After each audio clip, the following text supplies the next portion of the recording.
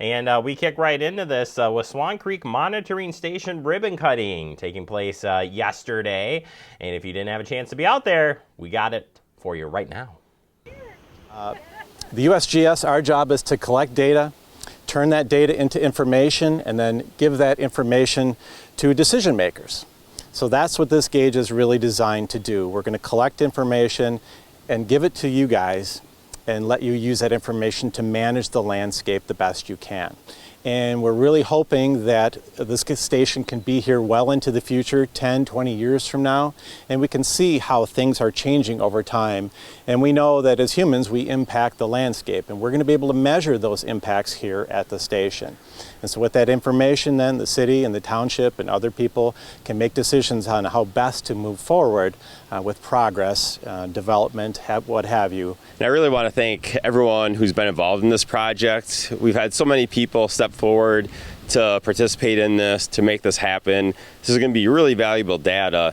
And so as we get that, I think that, to me, I was just impressed with how quickly people like the town of Dunn, the USGS, and others came forward and said, this is important, we want to help, because this is important.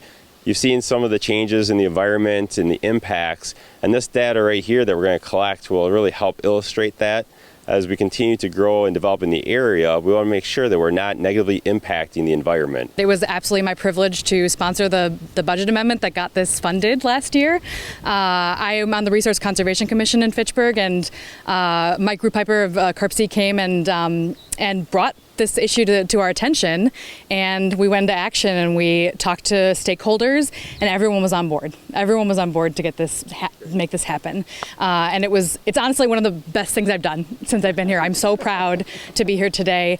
You know, Fitchburg is considered an environmentally friendly city, and this has been a missing piece of that environmental responsibility. You know, we have stormwater infrastructure that's meant to protect the environment, but unless we're collecting that data and finding out if we're actually accomplishing it, we don't know.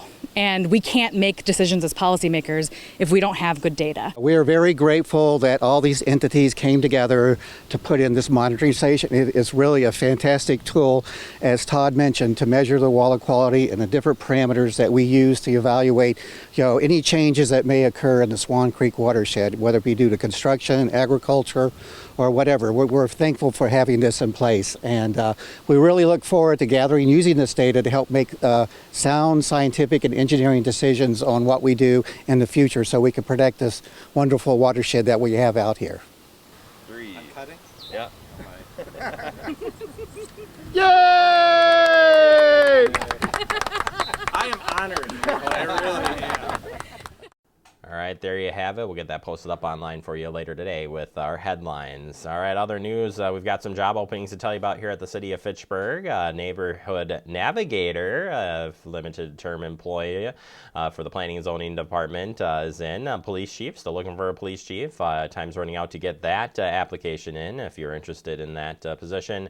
And public works utility maintenance seasonal also out there and available for you. Just head out to our website, fitchburgwi.gov, and we have our jobs page right there on the homepage for you. So check it out.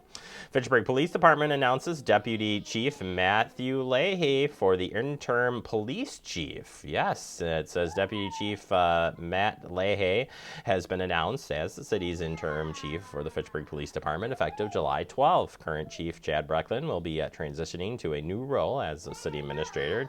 Chief Brecklin is leaving after 22 years with the department. Mayor Aaron Richardson stated Deputy Chief Laha has been a valuable member of the department for years. He'll do a great job leading the organization as interim chief while the search for a permanent chief and ensure the Fitchburg Police Department continues to provide excellent service to our residents. So if you see him, say hi and congratulations and thank him for all his great work he'll be doing here and that he has continued to do for the department.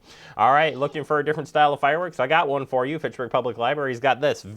Fizzing Fireworks. Check this out. On Wednesday, June 30th, head over to the Fitchburg Library's Facebook page to access a video on how to combine science with art to create some festive 4th of July fizzy fireworks. Fizzy fireworks. Starts at 9 a.m. Check it out on their social media page. Just sounds like a lot of fun. Turn your attention over to the Fitchburg Senior Center. Social work picture for you, an update. If you're having difficulty with essential daily activities, call the Fitchburg Senior Center and ask to speak with a social worker. They are happy to talk through your concerns over the phone, and if necessary, and circumstances permit, can arrange a home visit. In-person appointments at the Fitchburg Senior Center are also available. You must call either Amy Jordan at 270-4295 or Sarah Falkers at 270-4294 to schedule an appointment. Walk-in appointments are not available at this time.